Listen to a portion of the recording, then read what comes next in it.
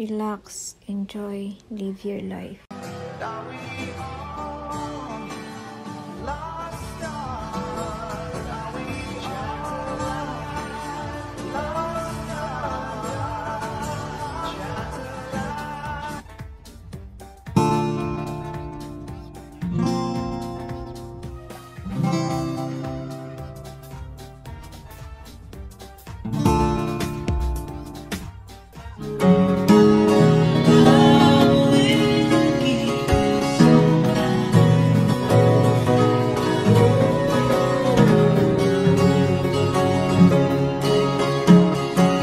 So, summer na naman. Anong plano nyo?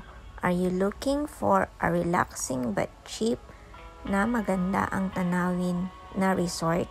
Tara na dito sa Milan Resort. As you can see, sa gilid lang ako kasi hindi ako marunong lumangoy. Pero sa ganda ng lugar, talagang pang IG worthy talaga siya. As you can see, nag-i-enjoy ako sa mga picture perfect ko.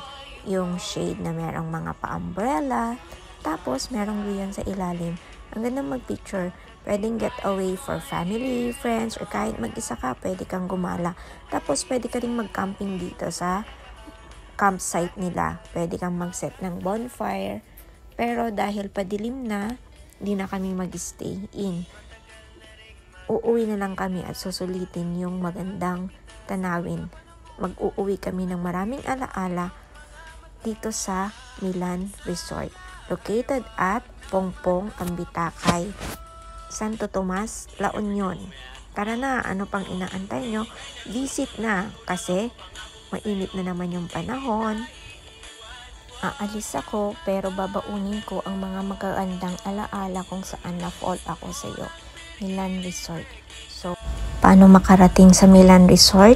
Mula sa highway, padaan dito sa may Santo Tomas, Babail, ay tinahak namin na nakalulan sa tricycle ang daan papunta sa Milan Resort.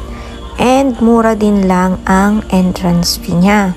Very affordable siya. So, bali 4 kami na nagpunta. And ang overall expenses namin, tapos pinag-antay na rin namin yung tricycle driver, ay 600 pesos. O, san ka pa? Tara na!